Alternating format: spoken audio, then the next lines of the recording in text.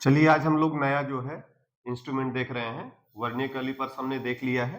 आज हम लोग जो है स्क्रू गेज स्टार्ट कर रहे हैं। ठीक है, तो देखिए पहले तो ये देख लेते हैं कि स्क्रू गेज में और वर्नियर कैलिपर्स में दोनों ही मेजरिंग डिवाइसेज हैं और दोनों में डिफरेंस क्या है। तो देखिए डिफरेंस तो एक ये है कि ये जो आपका स्क्रू गेज है ये ज्यादा एक्यूरेट रीडिंग देता है इन कंपैरिजन टू आपका वर्नियर कैलिपर्स। ठीक है ना, दोनों से जो आपकी रीडिंग मेजर होती है, पर ये जो आपका काफी बेटर एक्यूरेट रीडिंग देता है।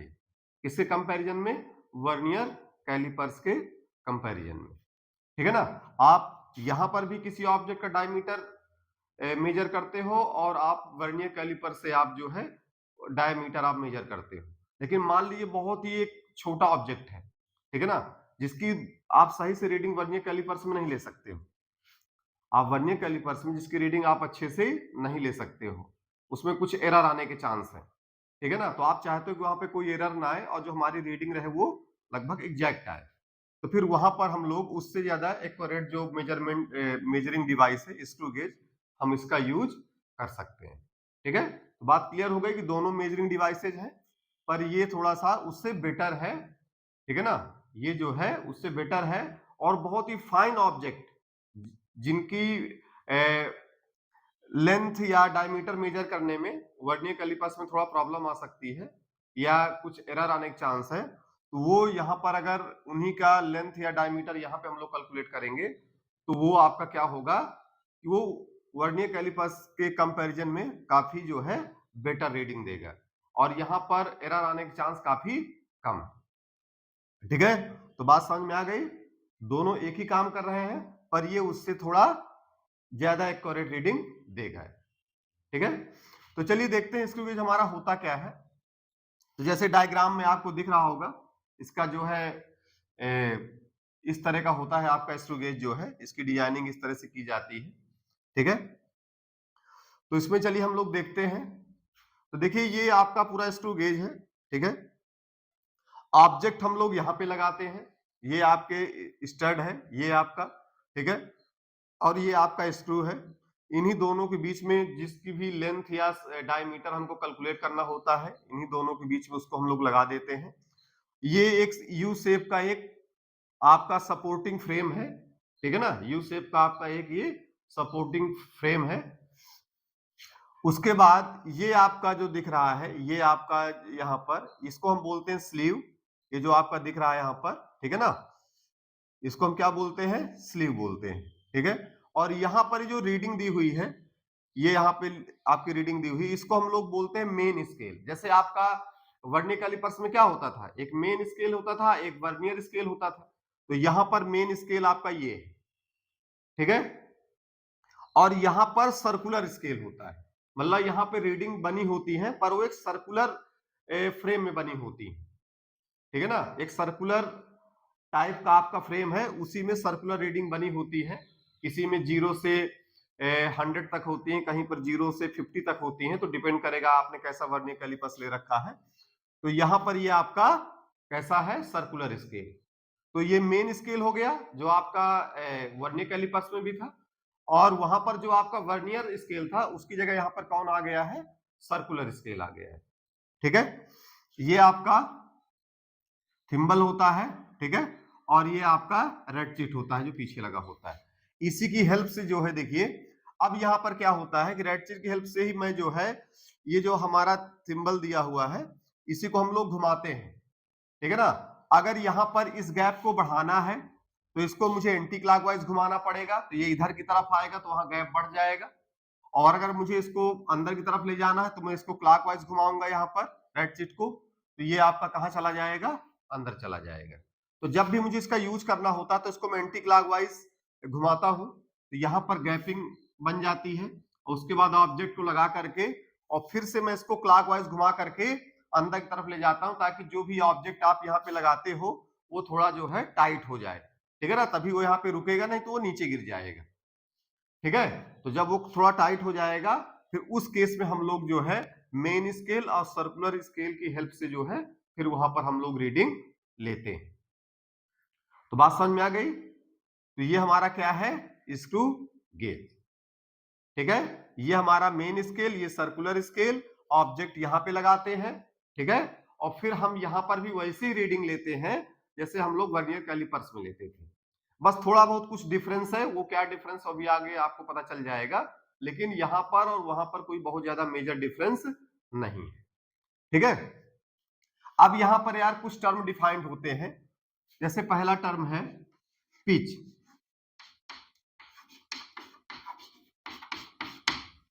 पहला टर्म क्या है?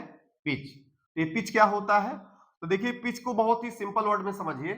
जब मैं ये सर्कुलर स्केल को एक पूरा टर्न करा देता हूं, मतलब ये पूरा एक चक्कर काट लेता है, ठीक है, तो जब ये पूरा सर्कुलर स्केल अपना पूरा एक सर्किल कंप्लीट कर लेता है, तो इस सर्कुलर स्केल के पूरा एक सर्किल कंप्लीट करने में यही सर्कुलर स्केल मेन स्केल पे जितना डिस्टेंस ट्रेवल करता है, ठीक है ना, सर्कुलर स्केल अपना एक रिवोल्यूशन पूरा करने पर या अपना एक चक्कर पूरा करने पर जितना वो उस मेन स्केल में डिस्टेंस चलता है, वही डिस्टेंस क्या कहलाता है? हमारा पिच कहलाता है, ठीक है ना। जब ये पूरा सर्कुलर स्केल अपना एक पूरा जो है सर्किल घूम जाएगा, पूरा एक चक्कर घूम जाएगा, उतने टाइम पर ये आपका सर्कुलर स्केल या तो आगे जाएगा तो पीछे जाएगा, डिपेंड करेगा कि आप क्लॉकवाइज घुमा रहे हो या एंटी क्लॉकवाइज घुमा रहे हो। तो उस केस में पूरा एक चक्कर घुमाने में ये सर्कुलर स्केल इस मेन स्केल पे जितना डिस्टेंस ट्रेवल करता है, उसी को मैं क्या नाम देता हूं? उसको मैं नाम देता हूं पिच, ठीक है। जैसे फॉर एग्जाम्पल, जैसे मान ली किसी सर्कुलर स्केल को मैंने 10 सर्किल घुमाया, 10 बार घुमाया, ठीक है ना, ये जो है कितना चक्कर काटा? 10 चक्कर। सर्कुलर स्केल 10 चक्कर काटा, और उसके 10 चक्कर काटने में वो इस मेन स्केल पे कितना चलता है? 5 mm चलता है। कितना चलता है? 5 mm। जब ये सर्किल आपका कितना चक्कर काट लेता है? 10, तो उस समय ये सर्कुलर स्केल इस मेन स्केल पे कितना चलता है? 5 mm। तो बताना कि पिच क्या होगा। तो देखिए जब 10 चक्कर काटता तो कितना चलता? 5 mm। लेकिन मुझे पता है कि पिच क्या होता है, जो एक सर्किल पूरा करने पर जो सर्कुलर स्केल चलता है वही हमारा पिच कहलाता है। तो यार 10 में चला 5 mm, तो 1 में कितना चलेगा? तो 1 मल्टीप्लाई बाई 5/10 कितना आ गया? 0.5 mm। मतलब इसका पिच कितना हो गया? 0.5 mm हो गया। मतलब जो एक सर्किल में डिस्टेंस ट्रेवल करेगा वही हमारा क्या हो जाएगा? पिच हो जाएगा, ठीक है। चलिए दूसरा है लीस्ट काउंट। लीस्ट काउंट जैसे आपका वर्नियर कैलिपर्स में होता था, तो ऐसे जो है यहां पर भी हमारा आएगा लीस्ट काउंट।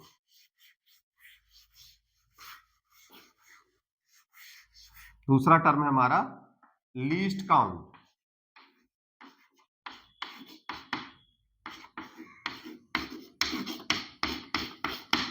यार लीस्ट काउंट किसी भी इंस्ट्रूमेंट के द्वारा मेजर की हुई वो लेंथ होती है, सबसे मिनिमम लेंथ होती है। मतलब लीस्ट काउंट किसी भी इंस्ट्रूमेंट के द्वारा मेजर की हुई सबसे मिनिमम लेंथ होती है, उससे कम वो लेंथ मेजर नहीं कर सकता है। जो भी इस इंस्ट्रूमेंट का लीस्ट काउंट मान लिया आ गया, इसका मतलब ये हुआ कि इससे कम वो अब डिस्टेंस मेजर नहीं कर पाएगा, वही क्या कहलाता है? उसका लीस्ट काउंट कहलाता है। तो यहां पर जो हमारा लीस्ट काउंट होगा वो हमारा हो जाएगा पिच अपान, ठीक है, pitch upon number of division on circular scale. Pitch upon number of divisions on circular scale, यही हमारा क्या होता है? लीस्ट काउंट होता है। नोट कर लीजिए इसको। जैसे मैं पिछले क्वेश्चन की बात करूं, तो जैसे उसका जो पिच कितना आया था? 0.5 mm आया था, ठीक है। तो अगर उसका मैं लीस्ट काउंट एलसी निकालूंगा तो कितना आ जाएगा? 0.5, ठीक है। और मान लीजिए जो भी सर्कुलर स्केल है इसमें नंबर ऑफ डिवीजन 100 है, 100, तो इसका लीस्ट काउंट कितना हो गया? 0.5 मल्टीप्लाई बाई 10⁻⁻2 mm। ये 0.5 मल्टीप्लाई बाई 10⁻⁻2 mm, मतलब इससे कम वो लेंथ मेजर नहीं कर पाएगा। मिनिमम इतना ही लेंथ वो क्या कर सकता है, मेजर कर सकता है। तो बात समझ में आ गई कि लीस्ट काउंट, पिच, ये सब क्या होता है। ठीक है, तो इसको आप जो है यहां तक नोट कर लीजिए। ठीक है, चलिए फिर इसको मैं हटाता हूं।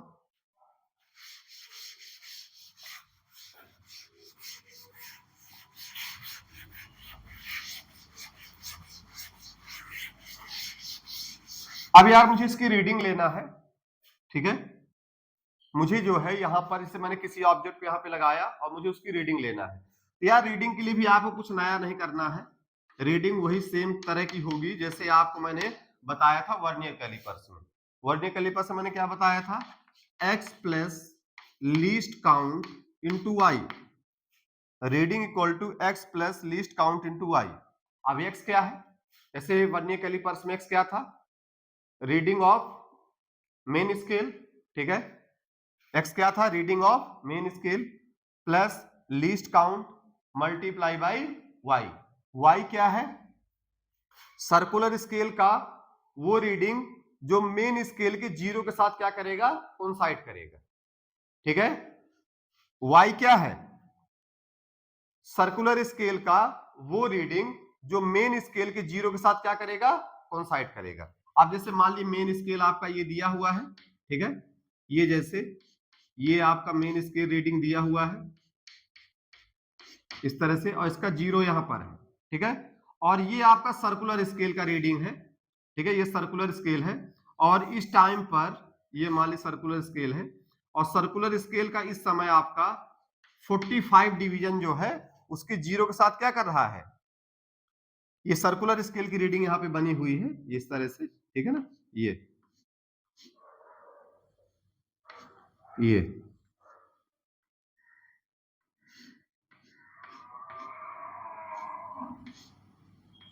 इस तरह से। तो मान लीजिए इस समय जो है इसका जो है कोई नंबर है 45। ठीक है ना, ये वाला जो है ये आपका जो है यहां पर इसके साथ क्या कर रहा है, आपका जो है इसके साथ क्या कर रहा है, यहां पर ये मैच कर रहा है। ठीक है ना, यहां पर ये आपका इसके साथ क्या कर रहा है, 45 जो है इसके जीरो के सामने क्या कर रहा है, कोइंसाइड कर रहा है। तो इसका मतलब ये हुआ कि y की वैल्यू यहां पर कितनी हो गई, 45। भाई ये आपका सर्कुलर स्केल हो गया, वो सॉरी मेन स्केल हो गया और ये आपका सर्कुलर स्केल है। तो सर्कुलर स्केल तो आपका इस तरह से घूमेगा। ठीक है, तो मान लीजिए सर्कुलर स्केल का 45 आपका मेन स्केल के जीरो के सामने है, तो y का वैल्यू यहां पर क्या हो जाएगा, 45 हो जाएगा। ठीक है, और x का रीडिंग आपका जो आपका यहां पे दिखेगा, जो जस्ट जो है यहां पर ओपन होगा। जैसे मान लीजिए आपका ये 1 mm 2 mm। ठीक है, और 2 mm के बाद मान लीजिए यहां पर कुछ और नंबर दिया हुआ है, 2.3 mm ओपन है। तो उसके बाद आपका सर्कुलर के नीचे दबा हुआ है, तो जो सर्कुलर के नीचे दबा हुआ है वो तो हम लोग इसकी हेल्प से निकालेंगे, लेकिन जो आपका यहां तक लास्ट तक दिख रहा है उसको हम लोग कहां पे लिखते हैं, एक्स की जगह लिखते हैं।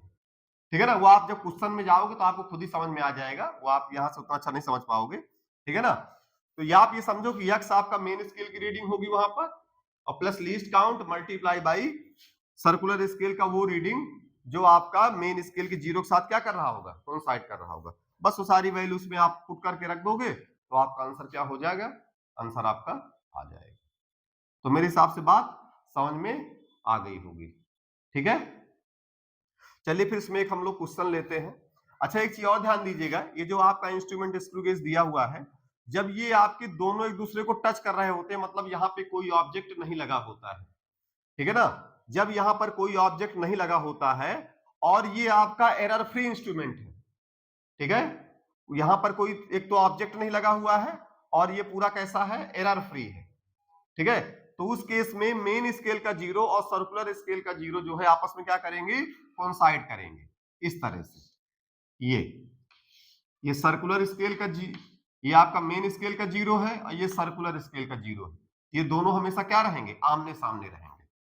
ठीक है ना, जिस समय आपका क्या होगा, इंस्ट्रूमेंट पूरा एरर फ्री होगा। तो मेरे हिसाब से बात ये समझ में आ गई होगी। ठीक है, चलिए फिर इसको हटाते हैं।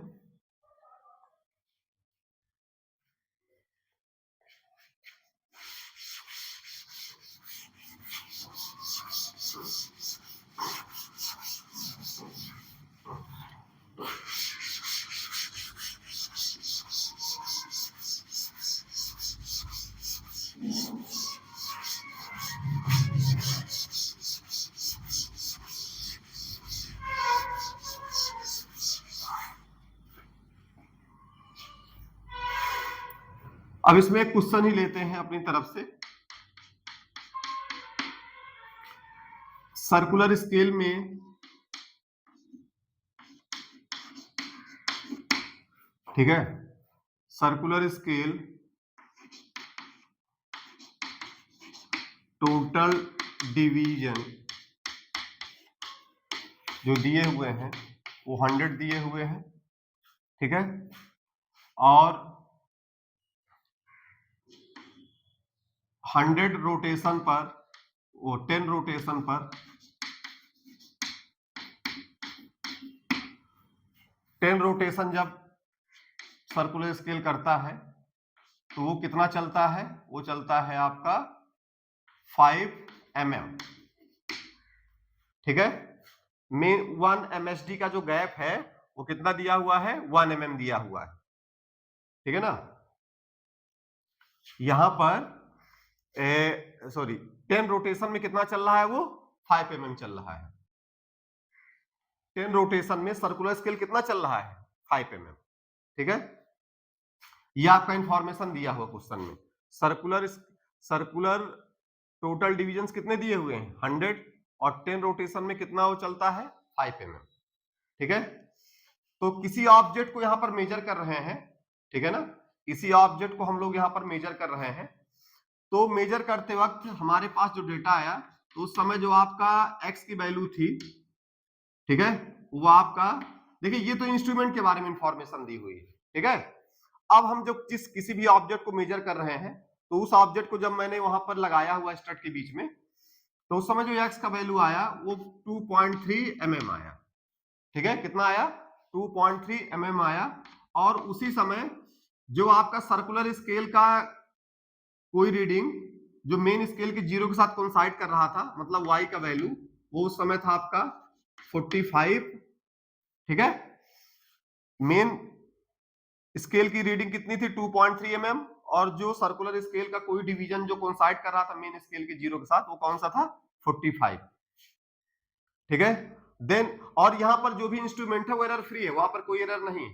Then find out object length, then find out object length, जिसकी हम लोग लेंथ मेजर कर रहे हैं वो क्या होगी, ठीक है। तो यार मुझे तो एक ही फार्मूला पता है, R equal to X plus least count into Y. तो यार मुझे x पता है, y पता है, यहाँ पर बस लीस्ट काउंट मुझे नहीं पता। अगर लीस्ट काउंट मुझे कैसे पता चल जाए, तो वैल्यू उठा के मैं यहाँ पुट कर दूंगा, मेरा आंसर आ जाएगा, ठीक है। तो चलिए लीस्ट काउंट निकाल लेते हैं। लीस्ट काउंट मुझे पता है क्या होता है, pitch upon total circular scale में टोटल डिवीजन, ठीक है। लीस्ट काउंट क्या होता है, pitch upon total circular scale division. वो कितने दिए हुए, 100 दिए हुए हैं, तो इसको मैं 100 से डिवाइड कर दूंगा। अब पिच क्या होगा, एक रोटेशन की डिस्टेंस, तो यार 10 रोटेशन में कितना चल रहा है, 5 mm, तो 1 रोटेशन का कितना हो जाएगा, ठीक है ना। यहां पर 1 रोटेशन का कितना डिस्टेंस हो जाएगा, 5/10, जो कि कितना आ जाएगा, 0.5 mm आ गया। तो यार लीस्ट काउंट यहां से कितना आ गया, 0, यही आपका पिच हो जाएगा, तो 0.5 अपॉन ये 100, ठीक है, जो कि आपका यहां से कितना आ गया, 0. ठीक है, 0.005 mm, ये आ गया 0.005 mm, ये इसका लीस्ट काउंट आ गया। अब ये वैल्यू इसमें पुट कर देते हैं, तो ये 2.3 और प्लस आपका ये 45 दिया हुआ है, ठीक है, 45 और मल्टीप्लाई बाई 0.005, ठीक है। तो ये हमारी क्या हो गई, यहां से हमारी ये रीडिंग आ गई है, जिसको मैं आगे फर्दर क्या कर सकता हूं, सॉल्व कर सकता हूं, ठीक है। तो आगे इसको अपना सॉल्व कर लीजिएगा, ठीक है, या चलो मैं सॉल्व ही कर देता हूं। तो ये आपका यहां से आ जाएगा 2.3 प्लस 5 की 5, 5 को 20 एंड 22, ठीक है। तो यहां से ये आपका कितना आ गया, 3 के बाद आप लगाओगे तो ये आपका ये यहां से आ चुका है, देख लीजिए, ठीक है ना, 2.3, ठीक है। उसके बाद आप जो है 0.225 जो कि आपका यहां से कितना आ जाएगा 2.525 mm, 2.525 mm के इक्वल आ जाएगा आपका फाइनल आंसर। ठीक है ना, देख लीजिएगा कहीं कोई गड़बड़ी ना हो। ठीक है ना, ये आपका 45 मल्टीप्लाई बाई ये तो 25 25 ये आपका आएगा, और चूंकि 3 के बाद आपका पॉइंट लगा हुआ है तो 3 के बाद यहाँ लगाएंगे तो यहाँ पे लग जाएगा, और उसके बाद ये ऐड करके आपका ये हमारा फाइनल यहाँ पर ये हमारा इधर का फाइनल 2.525 mm उस ऑब्जेक्ट की क्या आ गई रीडिंग आ गई। तो बात क्लियर हो गई कि यहाँ पर जब इंस्ट्रूमेंट हमारा एरर फ्री होगा, वहां पे कोई एरर नहीं होगी, तो हम लोग किस तरह से रीडिंग वहां पर लेते हैं। ठीक है, अब आगे देखते हैं जीरो एरर।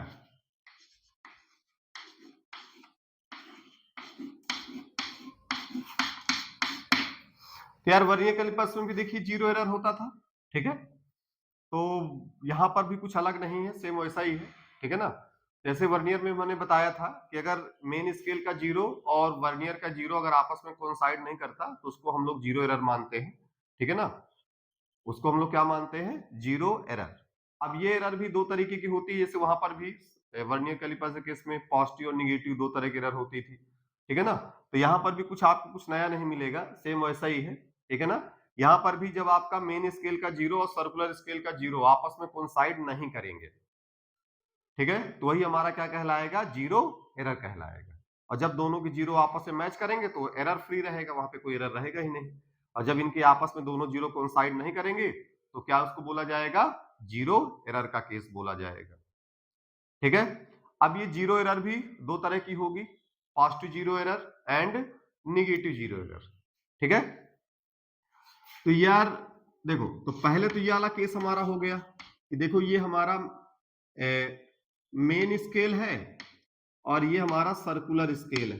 ठीक है, तो मेन स्केल का जीरो सर्कुलर का जीरो देखो आपस में कोइंसाइड कर रहा है, तो ये हमारा एरर फ्री है। ठीक है, एरर फ्री, यहां पर कोई एरर नहीं है।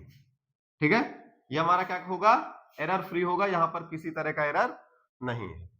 ठीक है, लेकिन जब हम लोग बोलेंगे कि यहां पर एरर है तो अब एरर हमारी दो तरह की होगी। ठीक है, पहली पॉजिटिव एरर,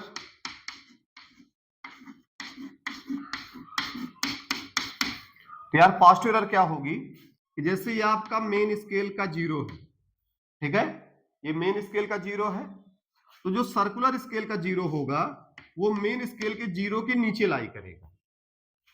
ये सर्कुलर स्केल का जीरो है और ये मेन स्केल का जीरो है। ठीक है, तो जब मेन स्केल का जीरो सर्कुलर स्केल के नीचे लाई करे, वो सॉरी, जब सर्कुलर स्केल का जीरो मेन स्केल के किधर लाई करे उसके नीचे लाई करे। ठीक है, तो उस केस में हमारा क्या होगा ये पॉजिटिव एरर होगा।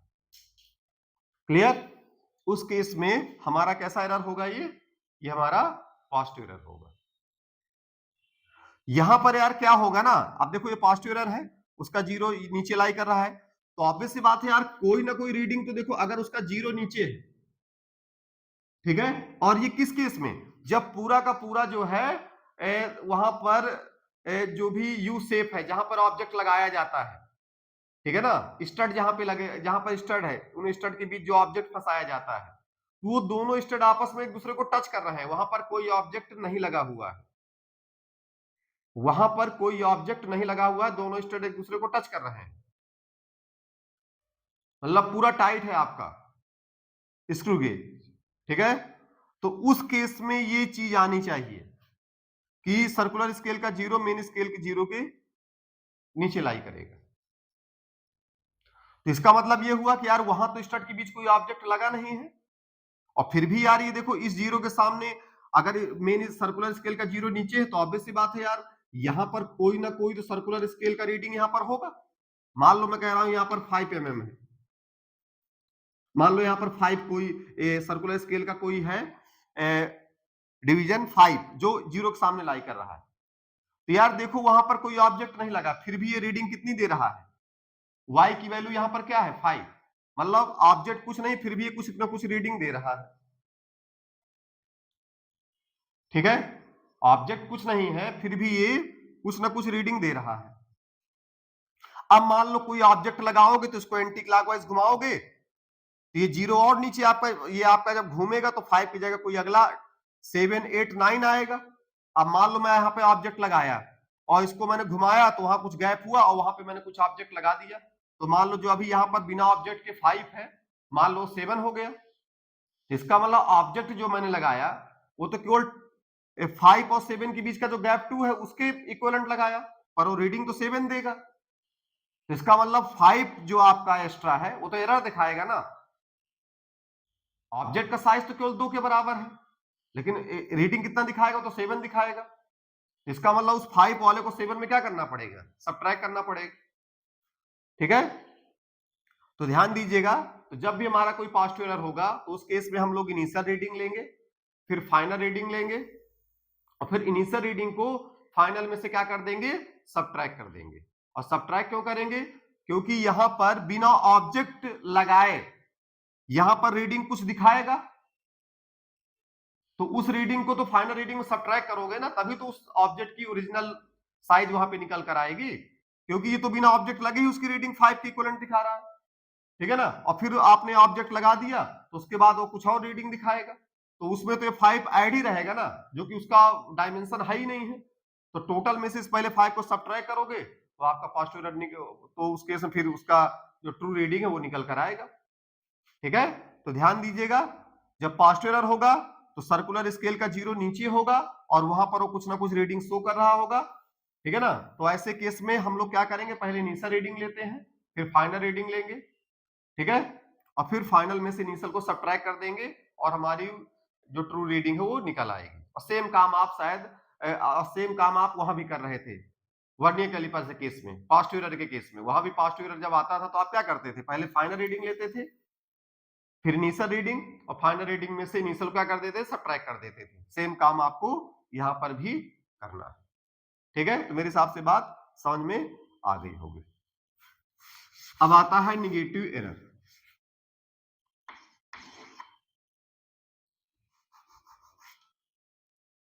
निगेटिव एरर, अब इस केस में क्या होगा कि मान लीजिए ये मेन स्केल का 0 है। ठीक है, तो सर्कुलर स्केल का जो 0 है वो कहां लाई करेगा, वो ऊपर लाई करेगा।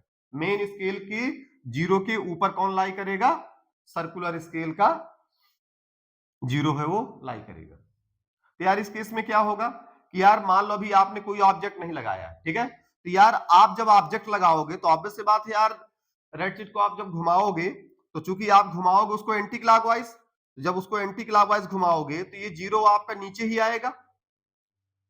तो मान लो आपने यहां पर एक ऐसा ऑब्जेक्ट लगाया, यू शेप स्टड के बीच आपने एक ऐसा ऑब्जेक्ट लगाया कि ये 0 और ये 0 आपस में कोइंसाइड कर गए।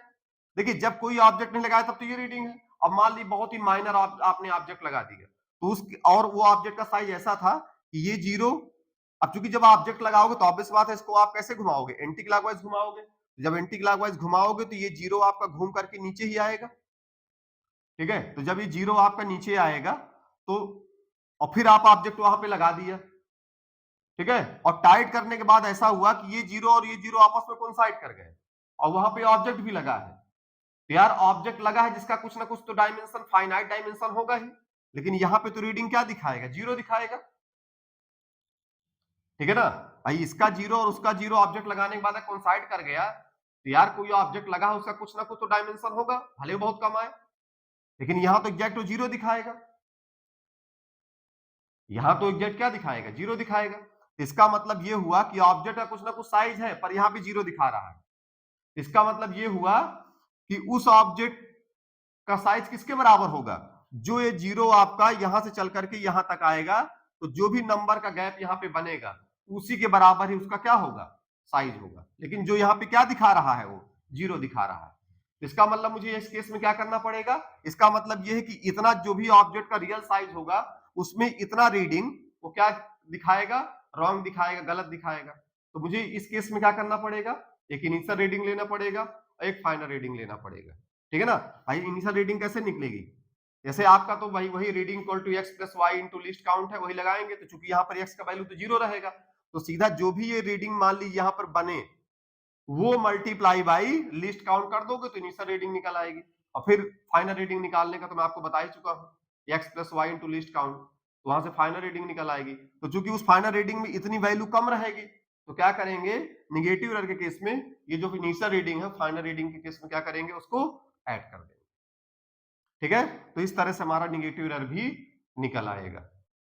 ठीक है, तो मेरे हिसाब से यार इसमें कुछ ज्यादा नया नहीं है, ठीक है ना, क्योंकि यार ये निगेटिव पॉजिटिव केस वैसा ही है जैसे कि आपका मेरे हिसाब से उसमें था वर्नियर कैलिपर से केस में, वहां भी पॉजिटिव में आप उसको सब्ट्रैक्ट करते थे इनिशियल को फाइनल में से, और निगेटिव को, और निगेटिव एरर के केस में वहां भी आप जो है ऐड करते थे फाइनल रीडिंग में। तो वही सेम काम आपको यहाँ पर भी करना है, तो ये चीज आपके लिए कुछ नया नहीं है। ठीक है ना, और रीडिंग का फार्मूला भी यहाँ पर वही है, x plus Y into least count, जो कि यहाँ पर भी वही सेम फार्मूला है। ठीक है, तो चलिए इसमें एक क्वेश्चन कर लेते हैं। ठीक है, और उसके बाद जो है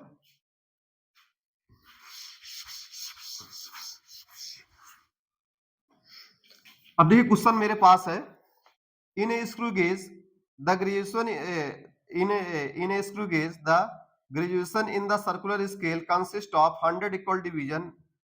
ठीक है, सर्कुलर स्केल में 100 डिवीजन दिए हुए हैं, and 10 complete rotation of the head scale. ठीक है, सर्कुलर स्केल को हेड स्केल भी बोलते हैं, इज इक्वल टू 5 mm। मतलब ये कह रहा है कि जब 10 कंप्लीट रोटेशन करता है तो कितना चलता है वो, 5 mm। यार मैं 1 का निकाल लेता हूं, तो 5/10 ये आ गया 0.5 mm।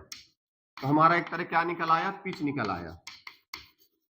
पिच हमारी कितनी आ गई, 0.5 mm आ गई। तो चलो लिस्ट काउंट भी इसी समय निकाल लेते हैं। लिस्ट काउंट हमारा कितना हो जाएगा, पिच अपान टोटल डिवीजन जो कितने दिए हुए हैं, 100 दिए हुए हैं। ठीक है, तो ये आपका यहां से कितना आ गया, 0.5 मल्टीप्लाई बाई 10 की पावर -2 mm के इक्वल आ गया। तो यार मेरा जो है पिच निकल आया, और लिस्ट काउंट देखिए मैंने यहां पर आसानी से कैलकुलेट कर लिया है। तो यहां तक आप इसको नोट करिए, फिर इसके फाइनल रिजल्ट में हम लोग चलते हैं।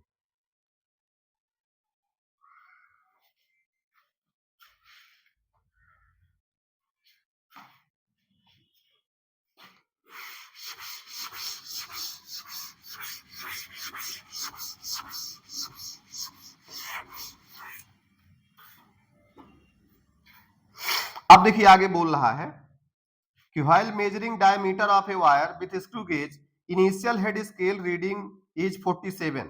मतलब जब आपने वहां पर कोई ऑब्जेक्ट नहीं लगाया है तो भी वो कितना रीडिंग दे रहा है, 47 दे रहा है। कितना रीडिंग दे रहा है, 47। ठीक है ना, ऑब्जेक्ट नहीं लगाया फिर भी इनिशियल रीडिंग कितना शो कर रहा है, 47 शो कर रहा है। ठीक है, इसका मतलब ये पॉजिटिव एरर है। ठीक है, तो यार इनिशियल रीडिंग में निकाल लूंगा आर आई, वो कितना आ जाएगा, 47 मल्टीप्लाई बाई लिस्ट काउंट, जो कि मेरे हिसाब से 47 मल्टीप्लाई बाई 0.5 मल्टीप्लाई बाई 10 की पावर -2 mm आ गया, ये आ गया। ठीक है, अब उसके बाद दिया हुआ है after completing two complete rotation the final head scale division is 53। After completing, ये क्वेश्चन में शेयर कर दूंगा, ठीक है ना, वहां आप देख लीजिएगा। After completing two complete rotation the final head scale division is 53। मतलब 2 कंप्लीट रोटेशन पूरा करने के बाद, ठीक है, जो फाइनल रीडिंग है वो कितनी है, 53 है। Then find the diameter of the wire. तो यार फिर से फाइनल रीडिंग आरएफ निकालोगे तो x plus Y into least count. तो यार x का वैल्यू यहां पर क्या होगा, 2 कंप्लीट सर्किल पूरा करता है, तो एक सर्किल कंप्लीट करने में कितना चलता है, 0.5 mm। तो 2 को पूरा करने में कितना चलेगा, 0.5 मल्टीप्लाई बाई 2, मतलब x का वैल्यू कितना आ गया, 0.5 मल्टीप्लाई बाई 2 आ गया, और प्लस y आपका फाइनल दिया हुआ 53। ठीक है ना, और मल्टीप्लाई बाई लीस्ट काउंट वो आपका दिया हुआ 0.5 मल्टीप्लाई बाई 10 की पावर -2 mm। ये ठीक है, अब चूंकि पॉजिटिव एरर है तो फाइनल रीडिंग आर क्या हो जाएगी, आर एफ माइनस आर आई। ये जो भी आपका यहां पर फाइनल रीडिंग आया है, और ये आपका क्या है, इनिशियल रीडिंग। ठीक है, फाइनल रीडिंग में से इनिशियल रीडिंग को आप क्या कर दोगे, सब्ट्रैक्ट कर दोगे, तो आपका जो फाइनल रीडिंग यहां से आ जाएगा। तो देखते हैं वो कितना है, तो R इक्वल टू, तो देखिए 0.5 मल्टीप्लाई बाई 2, ये तो 1 mm ही हो जाएगा, ठीक है, और plus 53 minus 47 multiply by 0.5 multiply by 10 की पावर माइनस 2, किया जाएगा 1 प्लस 53 माइनस 47 कितना बनेगा 6 multiply by 0.5 multiply by minus 2, ठीक है।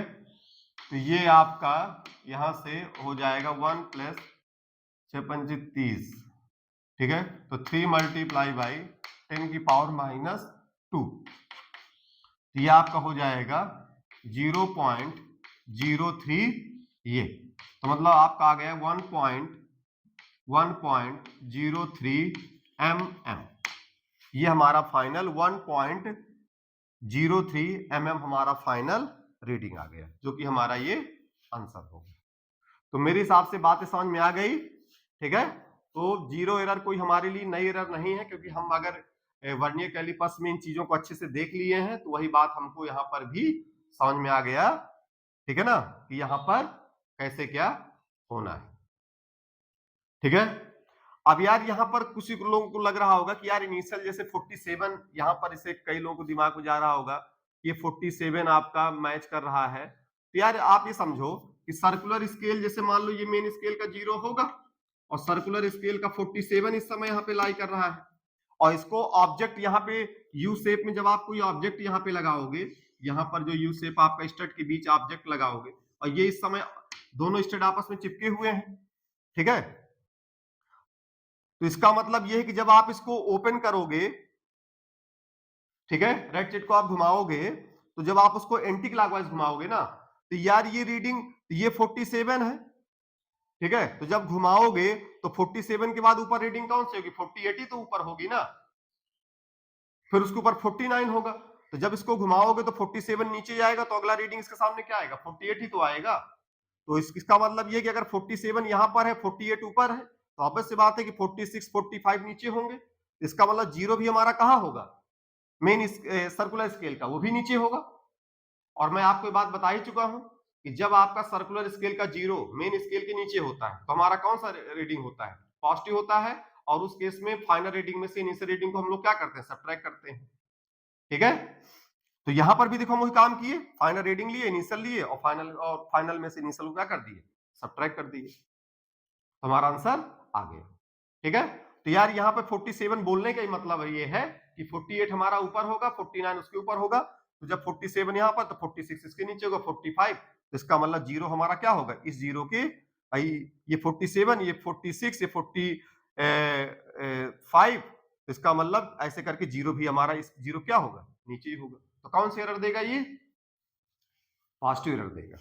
तो मेरे हिसाब से बात समझ में आ गई है।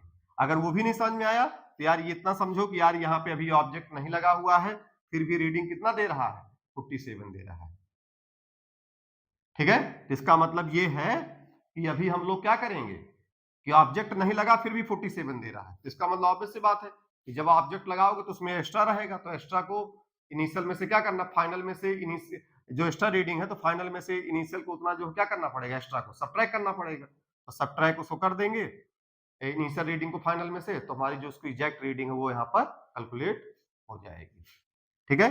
तो मेरे हिसाब से जीरो आपको समझ में आ गया होगा, ठीक है। और इसके जो भी और क्वेश्चन है वो हम लोग जो है हमारे क्वेश्चन वाले लेवल पे चलेंगे, ठीक है ना। क्वेश्चन वाले जो हमारे वीडियो हैं तो वहां पर इसमें मैं और भी क्वेश्चन करवाऊंगा, ठीक है। लेकिन यहाँ पर पूरी बात समझाने के लिए हमारी चीजें पर्याप्त है, ठीक है। चलिए फिर पढ़ाई करते रहिए, ठीक है, और अच्छे से इन चीजों को समझते रहिए, ठीक है ना। और उसके बाद हम लोग अगली क्लास में नई चीजें के साथ फिर से हम लोग आते हैं, ठीक है। चलिए फिर, ओके बाय।